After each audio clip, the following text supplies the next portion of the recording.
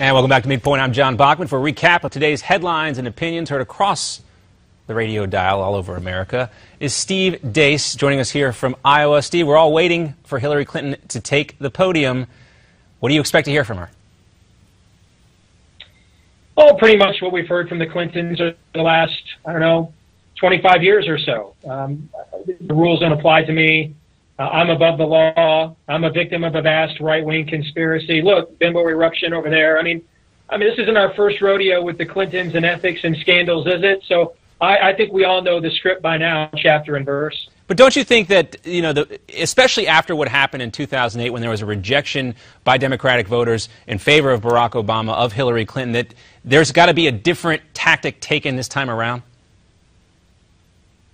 You would think, but one thing I've learned, brother, you never underestimate the shamelessness of the Clintons. I mean, you're talking about people whose initial foray into this presidential campaign was ready for Hillary, or it's her time. Like, that is the ultimate and sanctimonious presumptiveness. I mean, listen, if you're trying to figure out when the Clintons might show an ounce of remorse, these are the people that, as they're being impeached, look into a camera as Bill Clinton did and said, it's nobody's business but ours. Or it depends on what your definition of is to a federal grand jury. Or in Hillary's case, looks at a congressional panel when asked about 4 dead Americans and their deaths being blamed on some fifth-rate movie nobody saw. What difference does it make? I mean, these are not necessarily people that are really known for showing remorse or humility.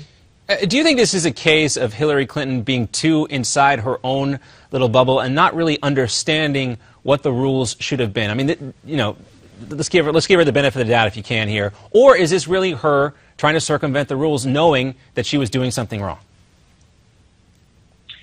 I just think it's just their MO. I bet you she didn't know what the rules were and just assumed, you know what, I don't have to give an account for every communication we've had. Some of this is sensitive. I'm part of America's glitterati, the elite. You guys out there, you plebeians out there in the hinterlands and flyover country, you don't need to know everything. Sometimes we, the adults, have to keep things from you children for your own good. And I just think that's just the way that they have operated, a very elitist, utilitarian, the ends justifies the means.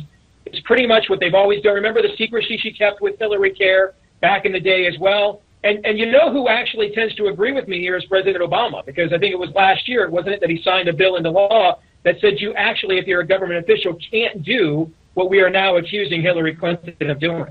Yeah, you could say the silence is very telling from the Democratic side of things. We talked about this earlier with Dick Morris. Any of the potential rivals for Hillary Clinton really haven't said too much about this email scandal. You'd think you'd hear more from potential Democratic rivals in this upcoming election. Well, you don't, because she doesn't really have any potential rivals. I mean, we don't really know if Elizabeth Warren's going to run or not.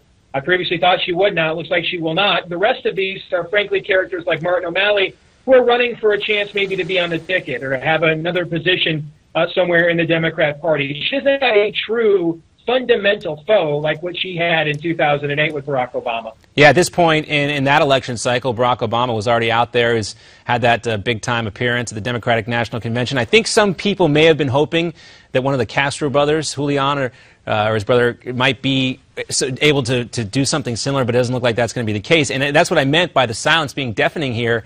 There obviously isn't any kind of succession plan in place should Hillary Clinton not be the nominee. Well, it's funny. On the right, we're very disappointed at having a third King Bush come forward to lead us, but we have a pretty long bench of potential options. The Democrats, they really don't.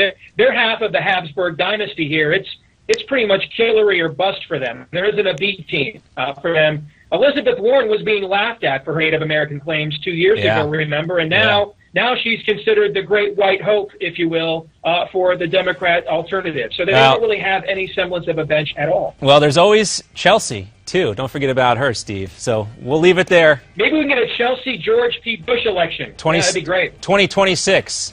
Or 36, I should say. Stay tuned. Steve Deace coming to us from Iowa. A pleasure, sir. You have a wonderful day. All right, we're going to say goodbye here on MidPoint. Stay tuned. We're going to have that Hillary Clinton press conference coming up. We'll turn it over to the Steve Malzberg Show live from New York. Pleasure being with you all here today. Have a great day.